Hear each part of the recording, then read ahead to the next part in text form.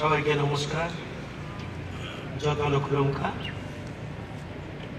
আজ 15ই আগস্ট ভারতের ৭৮তম স্বাধীনতা দিবস।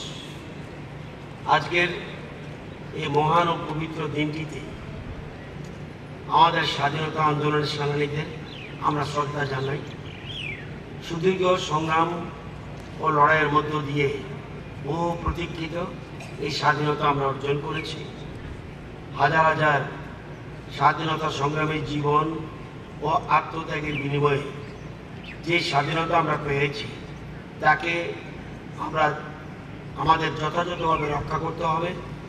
স্বাধীন ভারতে জাতীয় পতাকার সম্মান ও মর্যাদা আমাদের অক্ষুণ্ণ রাখতে হবে।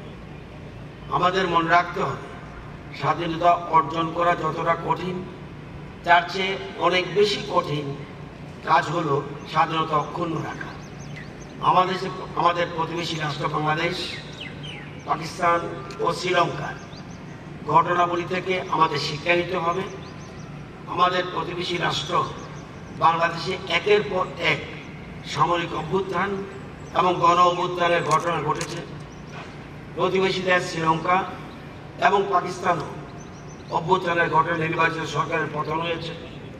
বৈদেশিক সাম্রাজ্যবাদী শক্তি এই সকল ঘটনার সঙ্গে প্রত্যক্ষ এবং অপ্রত্যক্ষভাবে জড়িত ছিল বলে বিশ্ববাসীর দাবি। সেই দাবি যে অসত্য নয় সেটা আমাদেরও জানা আছে। পৃথিবীর বিভিন্ন সমাজবাদী সাম্রাজ্যবাদী শক্তি আমাদের ভারতবর্ষে সার্বভৌমিকতা এবং স্থিতিশীলতাকে নষ্ট করার জন্য বারবার চেষ্টা চালিয়েছে এবং এখনো চেষ্টা চালিয়ে যাচ্ছে। কিন্তু আমাদের নাগরিকদের রাষ্ট্রবাদী চেতনা এবং দেশপ্রেমের কাছে তারা বারবার পরাজিত হয়েছে।